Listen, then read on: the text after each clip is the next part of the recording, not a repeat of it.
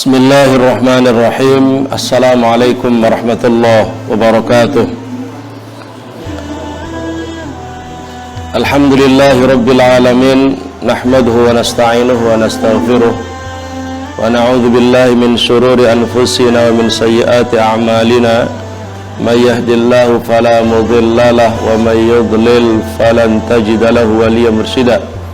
Wassalatu wassalamu ala nabiyyina Muhammadil Mustafa wa ala alihi wa ashabihi ahli sidqi wal wafa, amma ba'd. Ikhwatal iman, saudaraku sekalian, hari ini hari kelima dan kajian kita juga masuk ke sesi kelima dalam rangkaian Mawa'idh Ramadhaniyah, nasihat-nasihat yang berkaitan dengan bulan suci Ramadan. Materi disampaikan berangkai. Jadi sesi pertama telah kita sampaikan berkaitan dengan kiat-kiat bagaimana bisa menikmati ibadah di bulan Ramadan, memaksimalkan pelaksanaan ibadah di bulan Ramadan. Dan yang kedua adalah Ramadan bulan akidah, mengokohkan keimanan, keyakinan. Dan yang ketiga, kajian spesial berkaitan dengan fikih ibadah di musim COVID-19, pernak-pernik berkaitan dengan ibadah dalam kondisi yang tidak normal. Dan pada pekan yang pada sesi keempat hari kemarin itu kita membahas berkaitan dengan Ramadan bulan ibadah. Hari ini kita masuk pada pembahasan sesi kelima, yaitu Ramadan bulan akhlak. Ramadan bulan akhlak. Ramadan mengajarkan kita tentang akhlak-akhlak yang baik. Ramadan syahrul akhlak. Lebih kuat lagi, Ramadan adalah madrasatul akhlak. Ramadan itu adalah madrasah yang dapat membentuk kita, individu-individu muslim, untuk memiliki akhlak terbaik yang diinginkan oleh Allah dan Rasulnya. Ikhwatal iman, saudaraku sekalian, ada satu riwayat hadis yang sangat terkenal yang diriwayatkan oleh Imam Ahmad rahimahullah, di mana Rasulullah sallallahu alaihi wasallam mengatakan, innama bu'ithtu liutammima makarimal akhlaq. Hadisnya masyhur sekali, terkenal banget.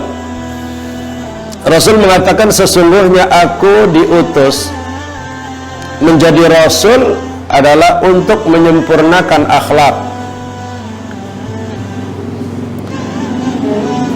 Redaksi hadis ini seakan-akan bahwa misi besar, tugas utama Nabi kita Muhammad ketika diutus oleh Allah sebagai Rasul adalah, tugas utamanya adalah tatmim, menyempurnakan akhlak.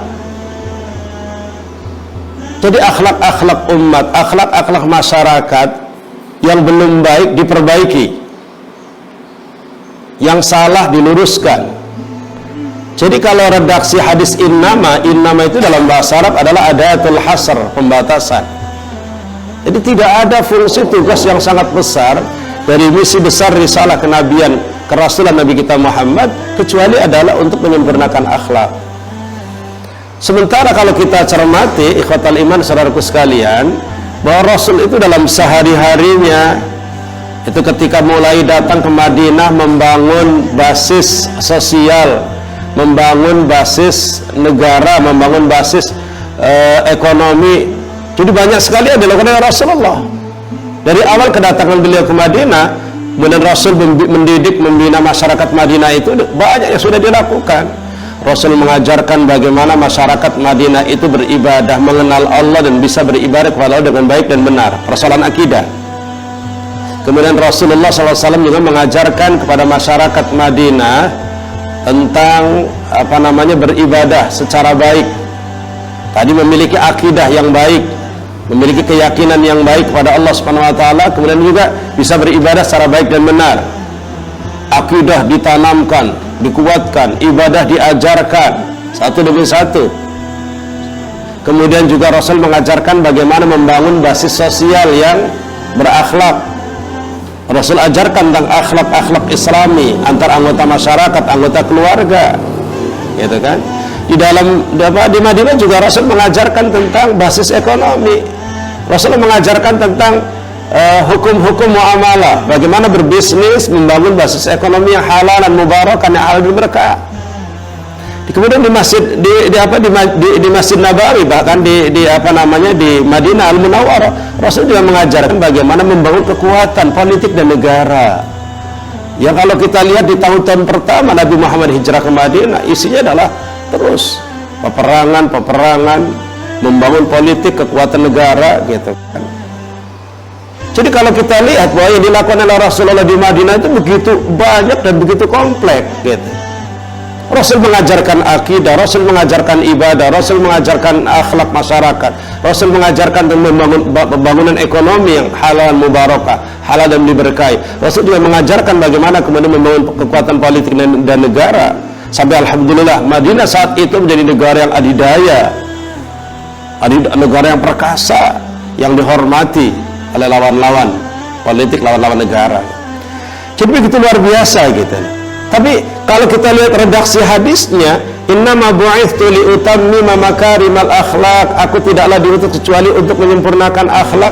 Seakan-akan bahwa semua tugas yang dilakukan oleh Rasulullah, gitu kan, itu tidak arti sama sekali. Yang paling peran besar, dominan yang dilakukan oleh Rasul adalah menyempurnakan akhlak. Nah, coba kita cermati. Ternyata ikhwatal iman, saudaraku sekalian, bahwa ketika kita cermati syariat yang Allah turunkan kepada beliau, yang beliau sampaikan kepada masyarakat, ternyata juga muaranya adalah akhlak. Muaranya adalah akhlak.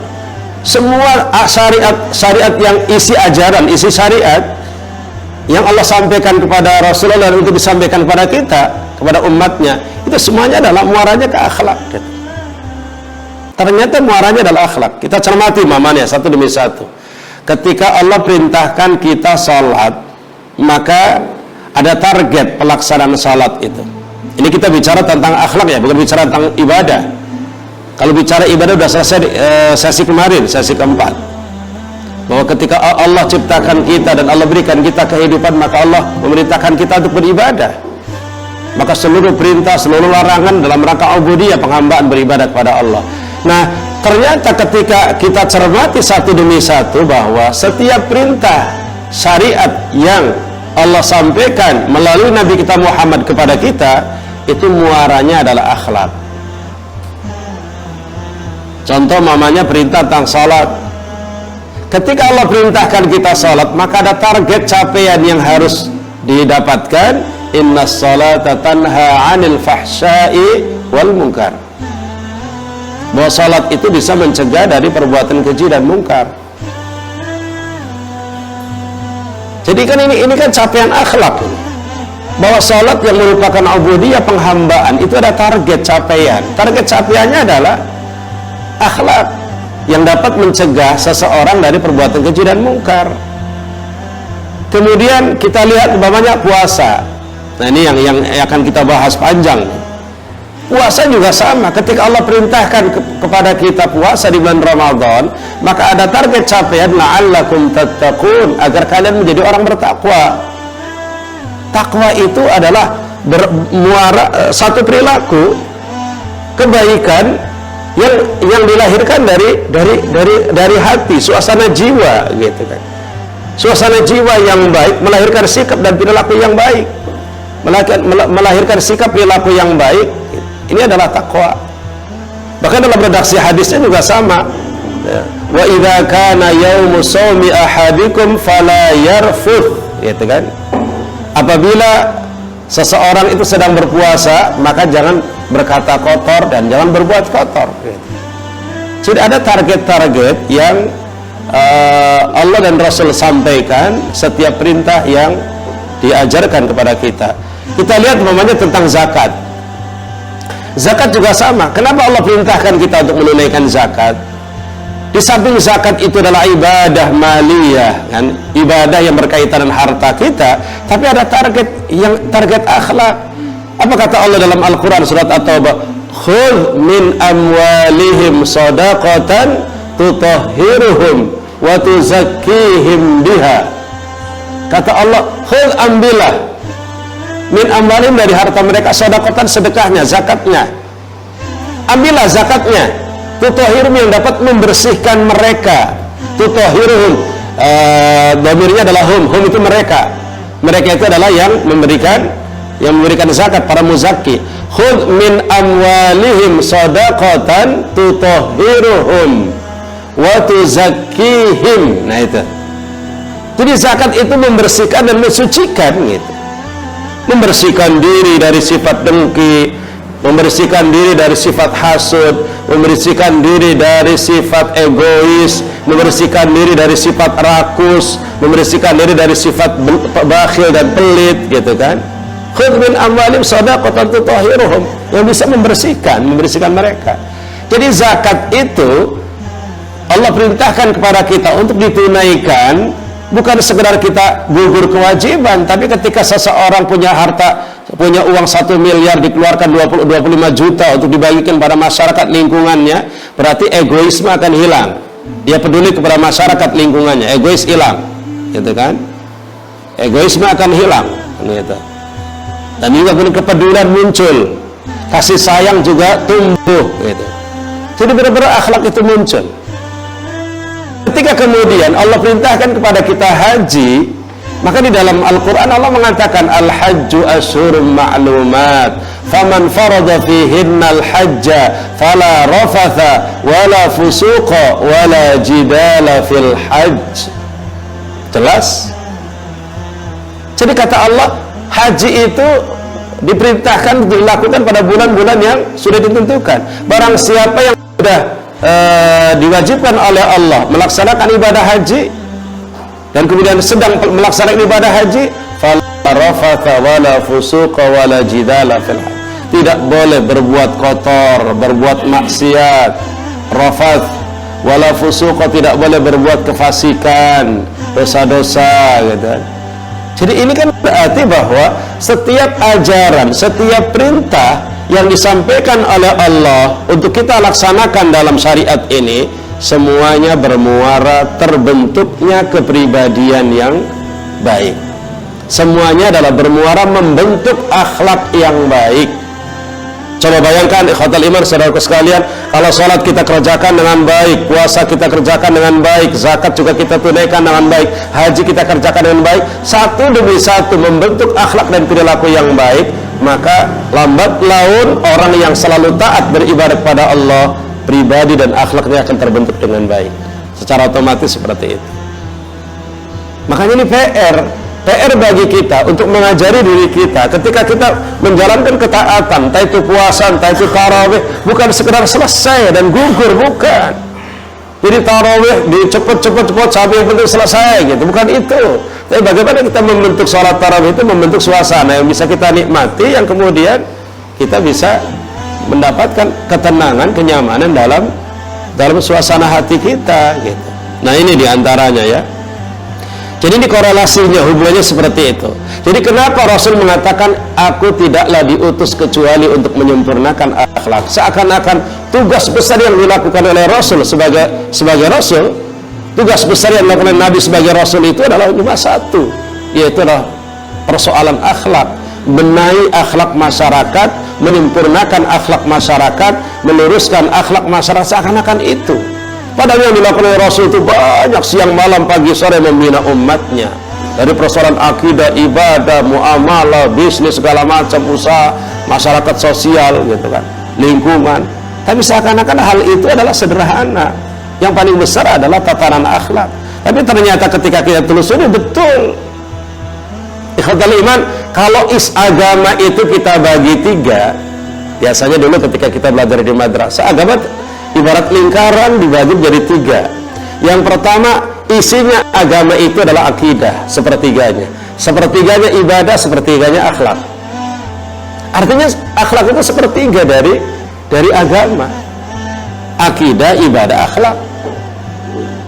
Nah, meskipun akhlak itu sepertiga, ternyata akhlak itu adalah mengawal 2/3 agama ini. Akhlak mengawal ibadah, mengawal fikih, ya. Jadi seluruh perintah-perintah pelaksanaan syariat dalam Islam itu dikawal oleh akhlak. Dikawal oleh akhlak. Bahkan sampai tadi target dan muaranya adalah akhlak, terbentuknya akhlak yang baik. Nah, sekarang bagaimana dengan akidah? Ternyata ikhwatul iman, masalah akidah juga sama. Bahwa akidah itu berkaitan erat dengan akhlak. Dalam Al-Quran surat Al-Hujurat Allah mengatakan, A'udzubillahi minasyaitonir rajim. Bismillahirrahmanirrahim. Innamal mu'minuna ikhwatun fa aslihu baina akhawaykum. Allah mengatakan innamal mu'minuna, sesungguhnya orang-orang mukmin, ikhwatun itu adalah saudara. Sesungguhnya orang-orang mukmin, orang mukmin itu orang yang punya iman, orang yang memiliki iman. Apa kata Allah? Sesungguhnya orang-orang yang punya keimanan itu adalah ikhwah, bersaudara. Apa artinya? Artinya bahwa keimanan yang benar melahirkan ukhuwah. Keimanan yang benar itu harus melahirkan ukhuwah. Ukhuwah itu persaudaraan. Persaudaraan itu baik, masuk dalam wilayah akhlak. Dalil. Ketika orang mengaku punya iman ahlussunnah wal jamaah banget, ketika orang mengaku imannya kuat banget gitu kan, ahlu tauhid, sementara bermasalah dengan orang tuanya, bermasalah dengan tetangganya, bermasalah dengan masyarakat lingkungannya, berarti imannya bermasalah. Ini jadi ternyata bahwa akidah iman itu yaitu tadi harus melahirkan akhlak yang baik. Iman yang baik melahirkan akhlak yang baik gitu. Ketika iman itu kemudian tidak melahirkan akhlak, berarti imannya masih belum benar, imannya masih bermasalah. Coba. Jadi kenapa Rasul mengatakan innama bu'ithtu liutammima makarimal akhlak? Karena ternyata fikih syariat diperintahkan oleh Allah kepada kita untuk kita laksanakan, semuanya muaranya adalah akhlak, terbentuknya pribadi dan akhlak yang baik. Dan ternyata masalah akidah juga dianggap benar ketika melahirkan akhlak yang baik. Jadi keliru kalau ada orang menganggap bahwa saya ahlussunnah wal jamaah banget gitu, saya akidahnya kuat banget, sementara kemudian ketika keluar senyum juga tidak, berinteraksi dengan masyarakat juga tidak baik gitu kan. Kemudian menganggap orang semuanya nggak benar, menganggap orang semuanya salah gitu. Itu juga kekeliruan. Wah, ketika akidah itu baik dan benar, maka akan baik komunikasi dan interaksi dengan orang lain gitu loh. Adab etikanya semakin indah. Mestinya ke situ, innamal mu'minuna ikhwah gitu kan. Makanya kemudian Rasulullah mengatakan dalam sebuah hadisnya riwayat Tirmidzi yang dikatakan hadis hasan sahih, beliau mengatakan, Rasulullah mengatakan akmalul mu'minina imanan ahsanuhum khuluqan. Akmalul mu'minina imanan, bahwa orang mukmin yang paling sempurna imannya adalah ahsanuhum khuluqan, yang paling baik akhlaknya. Akmalul mu'minina imanan ahsanuhum khuluqan. Ini kan coba, jadi langsung dikaitkan oleh Rasul. Jadi kalau iman itu naik turun, iman itu bertingkat-tingkat, iman seseorang itu berbeda-beda gitu kan.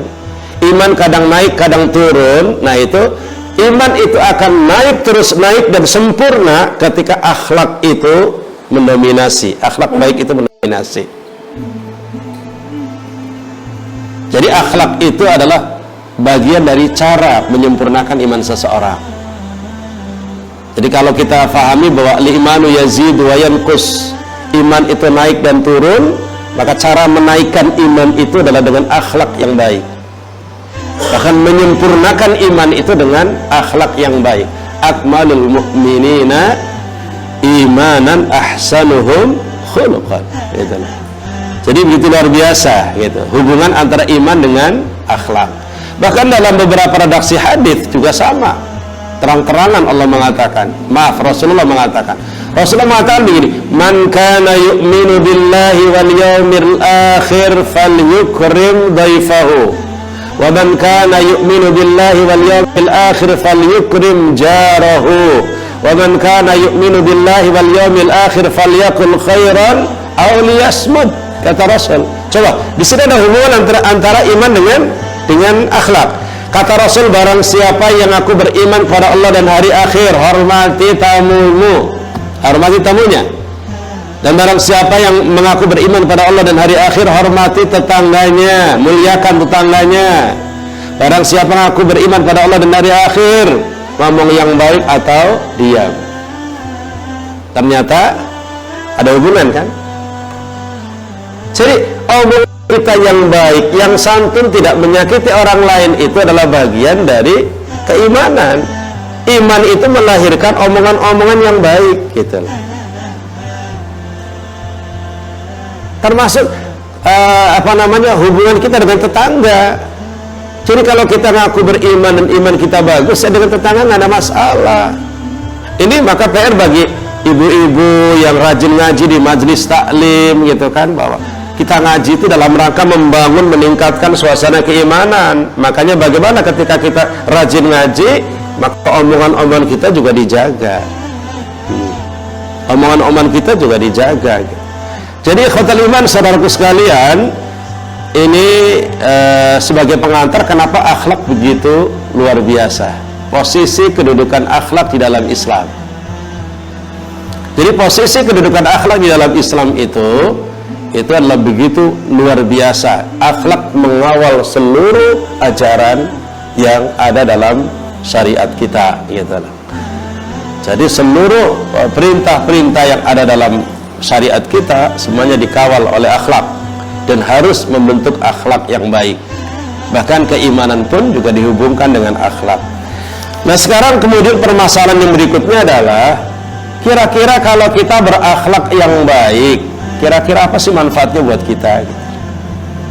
Apa sih manfaatnya buat kita kalau kita berakhlak yang baik? Kita ajarkan diri kita berakhlak yang baik, kita ajarkan istri kita, keluarga kita untuk berakhlak yang baik, kita ajarkan anak-anak kita berakhlak yang baik. Kira-kira apa sih manfaatnya buat kita gitu ya? Memang bahwa ketika kita sholat, bagaimana sholat kita dibarengi dengan akhlak, gitu kan?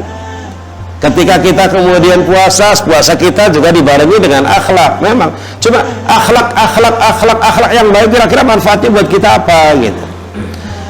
Yang pertama, akhlak yang baik itu manfaat yang akan kita dapatkan adalah al-ajrul azim, pahala yang besar.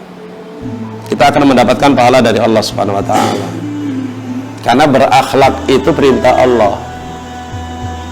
Rasulullah manusia mulia, dibentuk, dididik oleh Allah secara langsung akhlaknya. Adzabanillahu fa ahsana ta'dibi.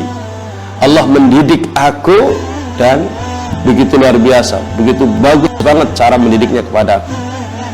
Jadi makanya Rasul perilakunya, sikapnya gitu kan, begitu indah dan dipuji, bahkan menarik semua orang. Semua orang itu senang dan tertarik dengan perilaku Rasulullah karena Rasul memiliki akhlak yang indah gitu kan. Luar biasa. Jadi al-ajrul azim, pahala yang besar dari Allah Subhanahu wa taala. Yang kedua adalah bahwa akhlak itu asasu baqail umam. Akhlak itu sebagai salah satu cara eksistensi sebuah umat, sebuah bangsa. Asasu baqail umam. Umat, bangsa akan langgeng, eksis ketika mereka berakhlak dengan baik. Ketika bangsa sebuah negara tidak lagi berakhlak, tidak lagi memperhatikan rambu-rambu, norma-norma, etika-etika, maka akan terjadi kekacauan. Kalau terjadi kekacauan akan hilang bangsa itu. Tapi bangsa yang kemudian dibangun dengan akhlak, maka saling harmoni, saling menjaga, saling membangun kebersamaan. Saat itulah kemudian bangsa akan eksis sepanjang kehidupan. Ini akhlak loh, akhlak itu berpengaruh loh. Jadi akhlak itu bukan hanya masuk dalam wilayah wilayah keagamaan, tapi ternyata akhlak masuk dalam wilayah kenegaraan.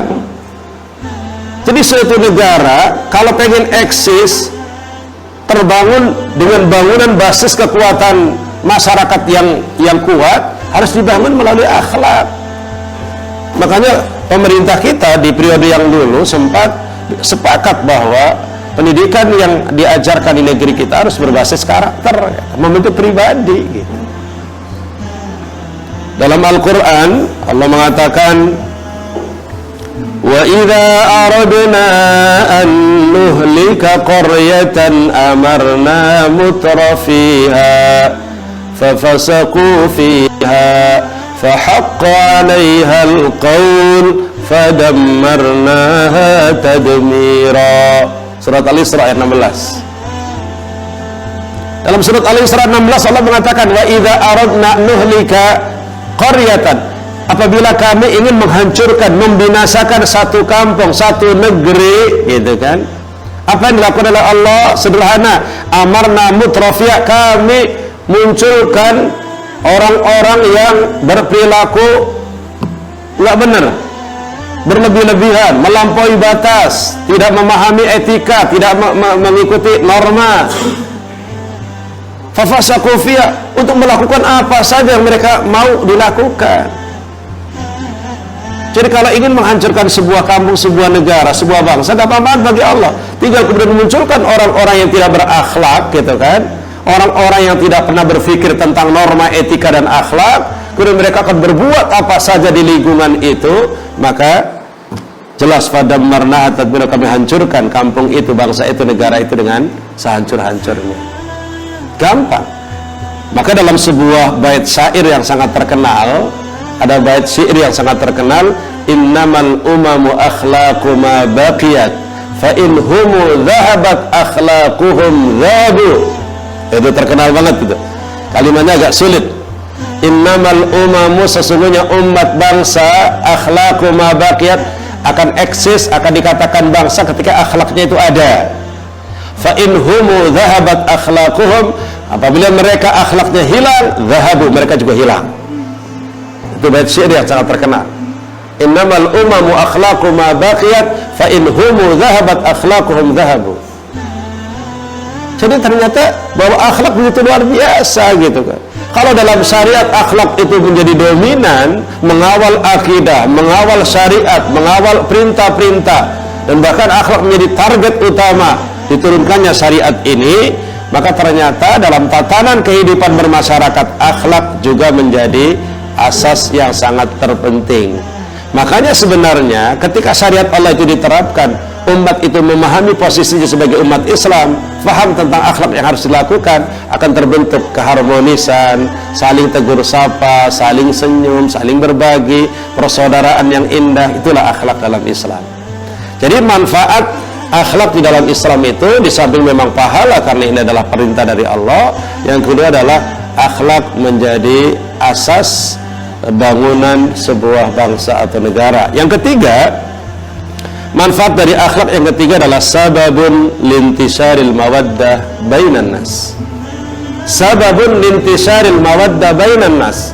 Akhlak itu adalah salah satu sebab tersebarnya kasih sayang di antara manusia.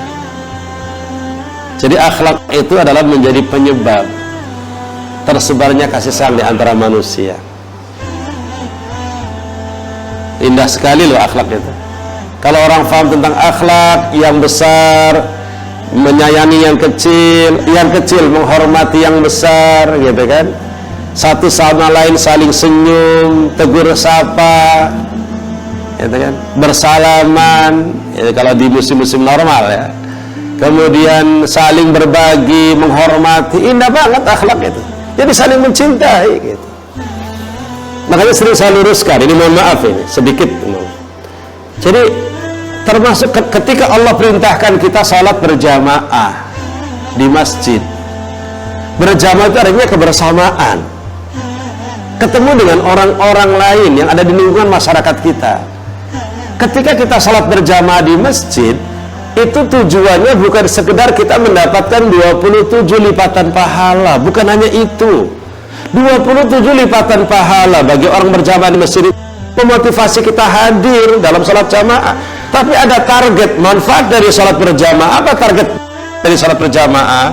Bertemu dengan sesama anggota masyarakat lingkungan, saling tegur sapa dengan muka ceria, saling memantau keadaan, gitu kan, saling senyum. Itulah manfaat dari sholat jamaah. Kemudian kita saling memantau, si fulan sudah 3 hari nggak kelihatan kemana ini, gitu. Kita cek, ternyata sakit kita tengok, ketika butuh bantu. Itu manfaat dari jamaah. Maka salah kalau ada anak muda yang merasa kayak Islamnya bagus banget, kemudian datang ke masjid tanpa senyum, sholat di saf pertama, kemudian juga khusyuk berdoanya, kemudian habis sholat juga pulang, tidak pakai senyum juga, tegur sapa juga tidak. Salah, bukan itu, gitu loh. Terus datang ke masjid berjamaah untuk apa? Hanya untuk perintah. Loh, setiap perintah itu ada manfaat, ada target, ada tujuan.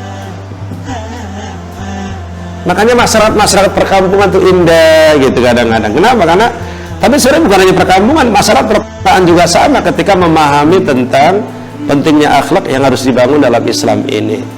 Ikhwatul iman, saudaraku sekalian, ini sebagai pengantar berkaitan dengan pentingnya akhlak di dalam Islam. Posisi akhlak di dalam Islam, manfaat akhlak bagi kehidupan manusia.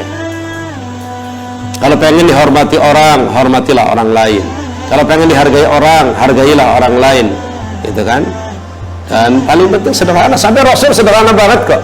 Sampai Rasul mengatakan, la tahqiranna minal ma'ruf walau antalqa akhaka biwajhin talib. Jangan sederhanakan, jangan remehkan kebaikan, walaupun sekedar ketemu saudaramu dengan wajah yang ceria. Jangan remehkan. Ketemu dengan saudaranya dengan senyum, wajah ceria, itu adalah sudah akhlak, sudah kebaikan. Tabassumuka liwajhi akhika shadaqah, senyummu kepada saudaramu adalah sedekah. Dan sampai seperti itu, membangun keharmonisan antar anggota masyarakat. Baik, ikhwatul iman, saudaraku sekalian, Rasulullah memotivasi kita supaya kita benar-benar peduli dan memperhatikan aspek akhlak. Jadi mohon kepada para asatid, para duat, ustadzat, ketika mengajarkan agama ke majelis taklim, ibu-ibu, bapak-bapak, maka tolong bukan sekedar kita menyampaikan akidah, bukan sekedar kita menyampaikan fikih atau ibadah, tapi tolong perhatikan persoalan akhlak. Jangan sampai antara anggota jamaah juga saling sikut, dengan orang lain juga tidak harmonis, jangan. Karena itu berarti belum sampai kepada target dan sasaran. Rasulullah mengatakan dalam hadis riwayat Imam Bukhari, beliau mengatakan, inna min ahabbikum ilayya, sesungguhnya orang yang paling aku cintai bagiku, yang paling dicintai oleh aku, wa aqrabikum minni majlisan, dan yang paling dekat nanti di sorga tempat duduknya dengan aku, gitu kan? Kata Rasulullah hadisnya ini, inna min ahabbikum ilayya, sesungguhnya orang yang paling dicintai oleh aku, wa aqrabikum minni majlisan, dan paling dekat tempat duduknya dengan aku yaumul qiyamah, pada hari kiamat, ahasinukum akhlaqan, yang paling bagus akhlaknya. Busyra, kabar gembira, kabar gembira. Jadi jangan merasa rendah diri ketika kita berakhlak tawadhu, sopan, jangan. Tapi tetap bahwa man tawadhu'a rafa'a Allah, barang siapa yang tawadhu akan diangkat derajatnya oleh Allah, gitu kan? Jadi kalau kita pengen dekat dengan Rasulullah, nah ini ya, jadi manfaat berakhlak yang Islami itu di sini nih. Kalau tadi pahala yang besar, bangsa negara jadi eksis, kemudian yang ketiga adalah terjadinya munculnya mawaddah, saling sayang, saling cinta antar sesama. Nah ternyata tambahannya adalah bahwa akhlak yang baik itu membuat kita dicintai oleh Rasul, dan nanti pada hari kiamat kita akan dekat di samping Rasulullah sallallahu alaihi wasallam. Jadi aqrabikum minni majlisan, paling dekat duduknya dengan Rasulullah. Loh ini loh, redaksi ini hadis yang sangat langka, jarang disampaikan ini hadis-hadis seperti ini. Jarang tersampaikan hadis-hadis seperti ini. Bahwa akhlak yang baik itu seringkali kadang-kadang akhlak cuma sekedar teori-teori, Tapi ternyata Rasul mengatakan kalau pengen dicintai oleh aku dan pengen dekat tempat duduknya dengan aku pada hari kiamat, maka perbaikilah akhlak-akhlak kalian. Ikhwatal iman, saudaraku sekalian, jadi bahwa semua ajaran syariat yang Allah tawarkan kepada kita, yang Allah perintahkan kepada kita, harus dikawal dengan akhlak, dan muaranya adalah terbentuknya akhlak yang baik. Pertanyaan berikutnya adalah, bagaimana Allah mendidik kita akhlak itu? Ternyata bahwa kalau Rasul diutus oleh Allah Subhanahu wa taala sebagai Rasul dalam rangka untuk memperbaiki akhlak, maka seluruh ajaran yang dibawa oleh Rasul itu dalam rangka membentuk akhlak gitu loh. Ini hubungannya begini nih. Bahwa kerasulan Nabi Muhammad itu dalam rangka untuk menyempurnakan, memperbaiki akhlak. Seluruh ajaran yang ada dalam Quran dan Sunnah yang dibawa oleh Rasulullah Nabi kita Muhammad dalam rangka untuk membentuk akhlak, gitu kan? Mestinya setiap hari kita salat 5 waktu, memperbaiki akhlak kita. Setiap hari kita berbuat kebaikan, memperbaiki akhlak kita. Cuma masalahnya di hari-hari biasa, di bulan-bulan biasa, ini tarikan-tarikan antara pekerjaan kita, profesi kita, aktivitas dunia kita dengan makna-makna hikmah-hikmah di balik amal ibadah yang kita lakukan terlalu nggak kuat. Pertarungannya nggak kuat. Salat membentuk akhlak, tapi lingkaran yang ada di sekitar kita, di lingkungan masyarakat kita yang tidak kondusif, di lingkungan kerja kita yang tidak kondusif, akhirnya akhlak itu tidak terbentuk gitu loh.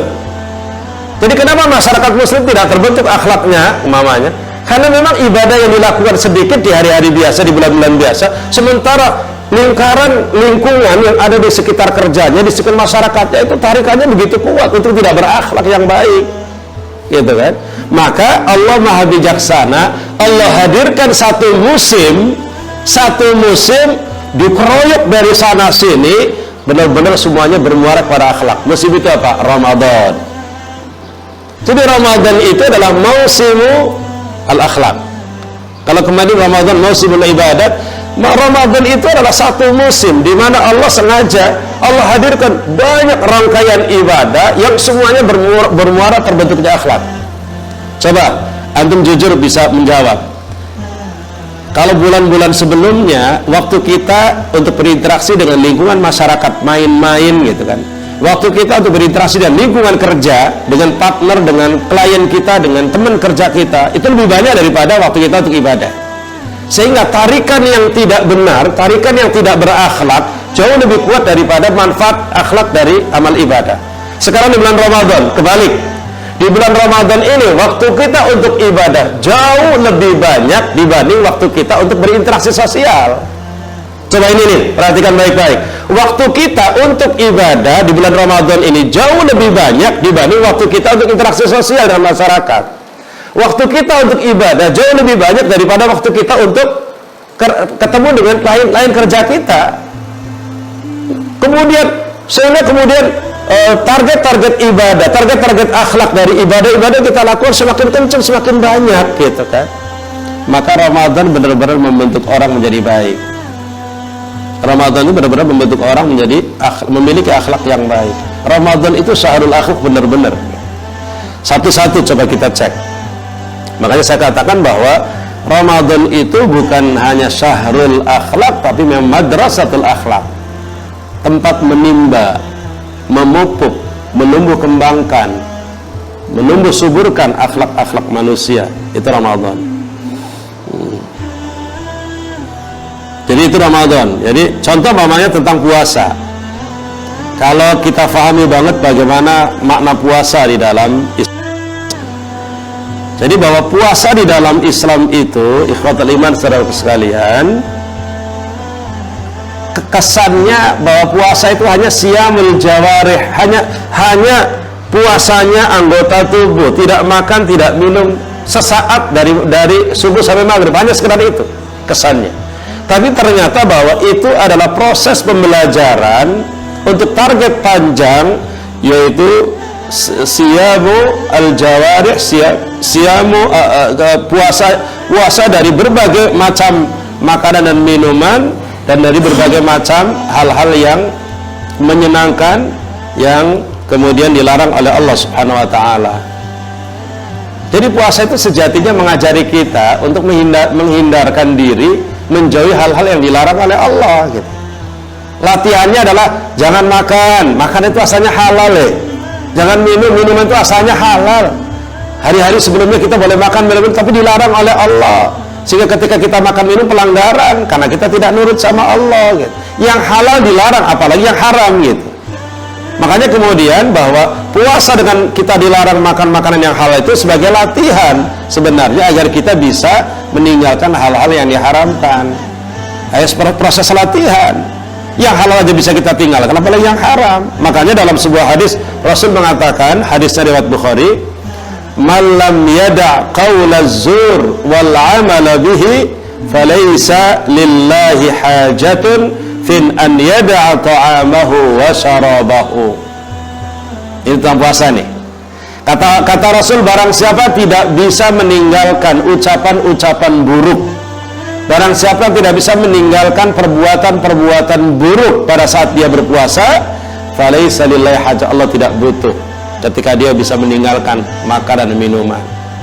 Apa maksudnya? Dia tidak makan, tidak minum, bagi Allah tidak butuh sama sekali. Artinya tidak dihargai oleh Allah sama sekali. Jadi puasa kita selama sehari tidak dihargai oleh Allah sama sekali. Malam yada' qaula zur, siapa yang tidak bisa meninggalkan omongan-omongan kotor, tidak bisa meninggalkan perbuatan-perbuatan kotor, maka puasanya dia tidak makan, tidak minum, tidak dihargai oleh Allah sama sekali. Makanya kata Rasul dalam hadis yang lain muttafaqun alaih, fa idza kana yaumu shaumi ahadikum fala yarfuth. Jadi barang siapa yang sedang berpuasa pada hari itu, maka jangan sampai berkata kotor. Sampai kemudian kata Rasul di akhir hadisnya, fa in sabahu ahadun aw syatamahu falyaqul inni shaim. Kalau ada orang yang mencaci maki, memaki-maki, mencaci maki, maka kita tidak membalasnya. Kita akan mengatakan, maaf, inni shaim, aku lagi puasa. Jadi maaf, saya lagi puasa. Jadi supaya kita tidak masuk dalam jebakan-jebakan itu. Artinya bahwa puasa itu bukan hanya kemudian kita tidak makan, tidak minum, tapi puasa itu adalah proses pengendalian diri untuk tidak melakukan hal-hal yang dilarang oleh Allah Subhanahu wa taala. Nah, ini yang jadi masalah adalah ketika kita puasa. Ketika kita puasa dari subuh sampai maghrib kita tidak makan, tidak minum sampai lemas, kemudian kita loyo, letih gitu kan. Sementara kemudian omongan kita tidak terjaga, mata kita tidak terawat, apa yang perbuatan-perbuatan yang dibenarkan tetap dilakukan gitu. Maka apa kata Rasulullah? Rubba shaimin, dalam hadis riwayat Ibnu Majah, rubba shaimin hadzuhu min siyamihi al-ju'u wal 'atash. Banyak orang berpuasa tapi balasan yang dia terima cuma lapar dan haus. Wa rubba qa'imin, banyak orang yang bangun malam qiyamul lail hadzuhu min qiyabihi as-sahar. Dia tidak dapat apa-apa kecuali begadang malam. Jadi karena tidak bermakna gitu. Jadi kontradiktif. Mestinya ketika kita bisa bertahan meninggalkan makan minum yang asalnya halal karena kita taat kepada Allah, mestinya berusaha untuk bisa meninggalkan hal-hal lain yang memang tidak dibenarkan oleh Allah. Sinkron. Kalau sekedar puasa sementara hal-hal lain itu dilakukan, maka tidak sinkron. Maka di sini Allah tidak butuh itu semuanya. Ini termasuk, ini mohon maaf nih, ada tradisi ngabuburit. Tradisi ngabuburit itu cari sore. Ini bagi anak-anak mungkin supaya tidak lemes, kita nyari sore loh gitu kan. Tapi bagi anak-anak ABG kadang-kadang salah memahami apa ngabuburit. Anak-anak ABG kadang-kadang ngabuburit, yang laki nyamper yang cewek, cewek nyamper yang cowoknya, kemudian jalan bareng, kemudian duduk di pinggir pantai gitu kan, nungguin maghrib. Ini kan kontradiktif kan. Loh, dia sedang berpuasa, sedang menjalankan perintah Allah, tidak makan, tidak minum, sementara kemudian dia melanggar kan gitu kan. Ada kekeliruan yang harus difahamkan. Tuh. Makanya kemudian ada hadis yang sangat terkenal tentang orang yang bangkrut, al-muflis. Rasulullah pernah bertanya pada para sahabat, atadruna manil muflis? Kalian tahu nggak siapa orang bangkrut itu? Ada sebagian sahabat menjawab, Orang bangkrut adalah orang yang bisnis yang rugi lah begitu. Tapi dijawab oleh Allah bukan. Orang yang bangkrut al-muflis pakai fa, muflis. Ya. Bukan mukhlis, muflis pakai fa. Orang yang bangkrut adalah orang yang ketika mati dia membawa pahala yang begitu banyak. Pahala sholatnya, pahala puasanya disebut dalam hadis itu, pahala puasa, pahala ibadah-ibadah yang lain. Orang bangkrut adalah orang yang membawa pahala begitu banyak, gitu kan? Tapi ternyata kemudian pahalanya habis untuk bayar kejahatan-kejahatan yang dia lakukan. Ketika mau masuk surga dengan pahala yang begitu banyak, di stop. Ya Allah, jangan dulu dia masuk surga. Kenapa? Kamu siapa? Saya temannya. Kenapa? Dia telah mencaci maki aku, dia telah menzalimi aku. Terus apa maumu? Saya mau balas, minta balasan. Datang lagi saya, temennya, dia punya utang sama aku, belum dibayar. Apa mau minta balasan? Hanya kejahatan-kejahatan, perilaku-perilaku yang gak baik yang selama hidupnya dilakukan, itu dibayar dengan pahalanya. Sehingga pahalanya habis, masih ada orang yang nuntut, akhirnya dosa yang nuntut dibebankan kepada orang itu, sehingga orang itu bangkrut, dimasukkan ke dalam neraka. Dalam redaksi hadis itu disebutkan pahala puasa. Artinya bahwa ada orang yang puasa sebulan penuh tapi masuk muflis, bangkrut gara-gara sikap perilaku yang tidak terbina, terjaga dengan baik. Itu diantaranya. Jadi ikhwatal iman, saudara-saudaraku sekalian, bahwa akhlak itu begitu luar biasa ya, posisinya dalam Islam, kedudukannya, manfaatnya. Bahkan Ramadan ini sengaja dihadirkan oleh Allah dengan seluruh rangkaian amal ibadah yang begitu banyak itu. Targetnya satu, semuanya mengerucut terbentuknya akhlak yang baik. Termasuk di bulan Ramadan kita disuruh mengeluarkan zakat, infak, dan sedekah. Tujuannya apa? Menghilangkan sifat egoisme, ya, anania, yang selama ini hanya mikirin numpuk-numpuk hartanya untuk dirinya dan keluarga besarnya. Bangun rumah mewah, beli mobil mewah, kemudian makan di restoran yang mewah, kemudian traveling ke berbagai negara. Jadi banyak sekali uang yang dihambur-hamburkan untuk kepentingan pribadi dan keluarganya. Sementara kemudian tetangga kanan kirinya tidak bisa makan, tetangga kanan kirinya juga merasa ada kebutuhan dan tidak ada manfaatnya sama sekali. Gitu kan? Yang begini kan nggak berakhlak namanya. Orang kaya tidak berakhlak. Orang kaya tidak berakhlak. Maka kemudian di bulan Ramadan Allah sentuh, keluarkan zakatmu, keluarkan infakmu, gitu kan. Yang tadi saya sampaikan, khudh min amwalim shadaqatan tutahhiruhum wa tuzakkihim biha. Ini dalam ayat surat At-Taubah 103 itu sebenarnya ada hikmah di bab fikih zakat itu. Jadi zakat itu mestinya harus diambil, jangan ditungguin. Panitia zakat itu mestinya aktif, mendatangin rumah-rumah, menjemput, bukan nungguin di masjid, nungguin orang datang. Zakat itu. Jadi karena banyak orang yang kadang-kadang tidak memahami gitu. Jadi khudh, bahasanya khudh itu ambillah, ya kan? Nah itu. Jadi benar-benar bahwa zakat, infak, sedekah di bulan Ramadan itu dimotivasi banget oleh Rasulullah itu karena memang untuk membersihkan penyakit-penyakit hati itu gitu. Akhirnya dia tidak rakus pada harta, tidak pelit dengan hartanya, dia sayang sama masyarakat lingkungannya, peduli dengan masyarakat lingkungannya, gitu kan. Dia mau berbagi, tahu betul bahwa harta itu adalah dari Allah dan harus mengikuti arahan Allah dalam distribusinya, gitu. Nanti pada akhirnya juga karena kita zakati, maka kita pastikan harta itu sumbernya dari barang halal.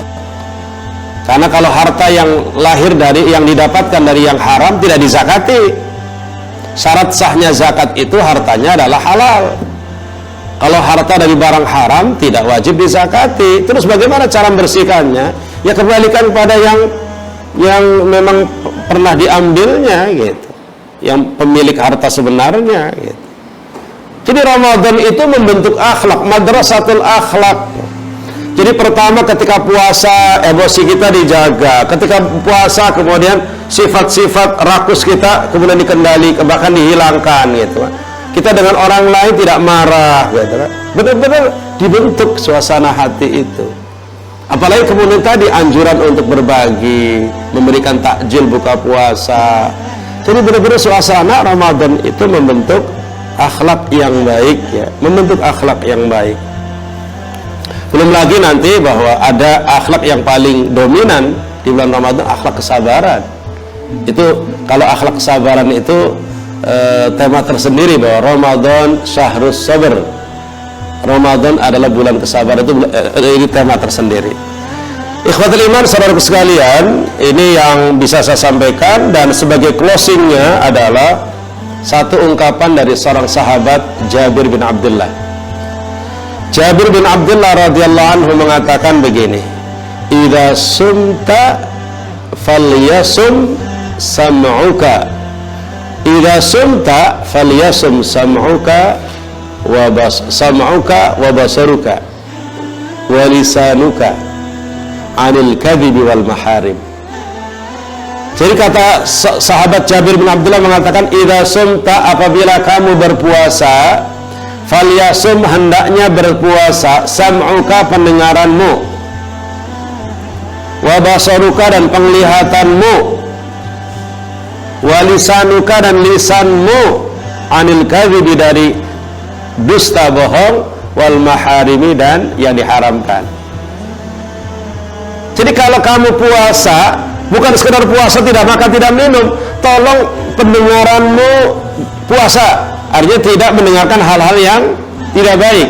Tolong penglihatanmu puasa, tidak melihat hal-hal yang tidak baik. Tolong lidahmu puasa, gitu kan, tidak mengucapkan kata-kata yang tidak baik. Nah, indah banget nih.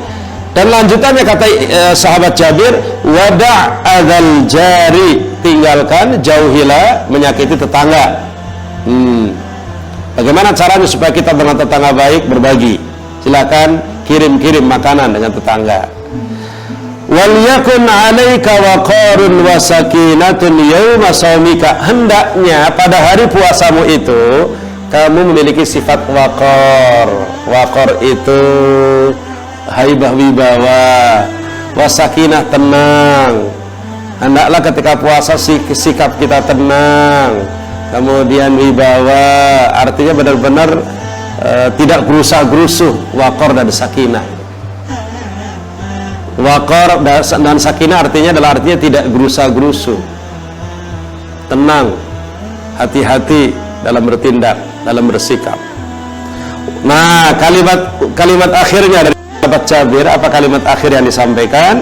Wala taj'al yauma saumika wa yauma fitrika sawaun. Jangan kau jadikan hari puasamu dan hari berbukamu itu sama. Ini orang-orang yang punya ilmu, orang-orang punya rasio, punya kecerdasan yang bisa memahami kalimat ini. Harus beda dari suasana Ramadan dengan suasana bulan-bulan yang lain. Harus beda dari suasana ketika kita puasa dan suasana ketika kita tidak puasa. Harus beda. Kata Imam Jabir, jangan sama, gitu loh. Ketika kita tidak berpuasa, barangkali tidak terkendali, ngomong sana, makan apa saja, kemudian berbuat. Tapi ketika puasa, kita lagi sedang melakukan ketaatan. Kita sedang menjalankan perintah Allah. Kendalikan diri, kendalikan jiwa. Makanya tadi sampai disebutkan terang-terangan, kendalikan pandanganmu, kendalikan pendengaranmu, kendalikan mulutmu. Jadi sahabat Jabir mengatakan, idza sumta falyasum sam'uka wa basaruka wa lisanuka. Jadi puasalah pendengaranmu, penglihatanmu, lidahmu juga suruh puasa, gitu kan. Dan jangan sampai kemudian hari puasa dan hari tidak puasa sama saja. Nah ini makanya dari pertemuan-pertemuan sebelumnya saya sampaikan kepada antum semuanya, ikhwatal iman, saudaraku sekalian, bahwa jadi puasa itu harus dimanfaatkan baik-baik sebagai musim ibadah dan musim akhlak, gitu. Banyak hal-hal yang memang kita dapatkan di bulan ini. Jadi makanya jangan sampai waktu kita habis hanya untuk tidur, habis untuk nonton TV, habis untuk main game, gitu kan. Sementara banyak kebaikan-kebaikan yang tertinggalkan. Ada hal yang menarik yang tertinggal, bahwa kalau tadi, jadi bahwa ketika orang kemudian berpuasa, kemudian akhlaknya nggak baik, maka lebih dominan akhlaknya yang menjerumuskan di akhirat nanti. Kayak orang, ya tadi orang bangkrut itu. Pertanyaan terakhir sebagai penutup, kalau akhlak itu penting, apakah akhlak bisa dirubah? Apa akhlak itu bisa dirubah? Jawabannya bisa. Loh, kalau tidak bisa, ngapain Allah utus Nabi Muhammad sebagai Rasul? Apa kemudian ngapain Rasul mengatakan aku diutus saja untuk menyempurnakan akhlak? Jadi akhlak bisa dirubah. Orang yang emosional, temperamen, mudah marah, harus berubah diri. Ustaz, susah banget saya, bagaimana caranya? Bagaimana banyak berinteraksi dan ketemu dengan orang-orang yang lembut, gitu kan? Orang yang hatinya sering hasud, sering nggak suka dengan orang yang mendapatkan kenikmatan dan sering ngomongin orang, coba sering hadir ke orang-orang yang tenang jiwanya dan tidak pernah iri kepada orang lain. Jadi pertemanan itu membentuk suasana loh itu. Pertemanan itu membentuk suasana. Makanya kalau kita pengen memiliki suasana akhlak yang bagaimana, cari teman yang memiliki suasana akhlak seperti itu. Insya Allah kita akan terkondisikan. Tapi kalau kita emosional, temperamen, kita bertemu dengan orang-orang yang sama, kita akan terbakar siang malam. Kalau kita orang-orang yang iri, yang nggak suka dengan kenikmatan yang Allah berikan pada orang lain, dan selalu menceritakan orang-orang kayak gitu, dan ketemu dengan orang yang sama, kita akan terus terbakar hati kita. Jadi akhlak itu bisa dirubah, dan kita belajar mengevaluasi akhlak kita untuk kita perbaiki. Dan mudah-mudahan Ramadan tahun ini benar-benar merupakan energi dan anugerah dari Allah untuk kita, untuk bisa memperbaiki sifat, perilaku, dan pribadi kita. Tentunya usia bertambah, pertambahan usia ini berarti pertambahan perbaikan perilaku dan kepribadian. Demikian, mohon maaf atas kekurangan, dan terima kasih kepada ikhwas sekalian yang mengikuti kajian online setiap hari. Mudah-mudahan Allah berkahi kehidupan kita, dan Allah berkahi keluarga kita. Allah karuniakan kepada kita keluarga yang sakinah, mawaddah, warahmah. Allah karuniakan kepada kita anak yang saleh dan salihah, keturunan, dan Allah karuniakan kita kebaikan semuanya, dan kita dimasukkan oleh Allah ke dalam surga Allah Subhanahu wa taala. Demikian kita tutup, dan kafaratul majlis, subhanakallahumma wa bihamdika asyhadu an la ilaha illa anta astaghfiruka wa atubu ilaik. Assalamualaikum warahmatullahi wabarakatuh.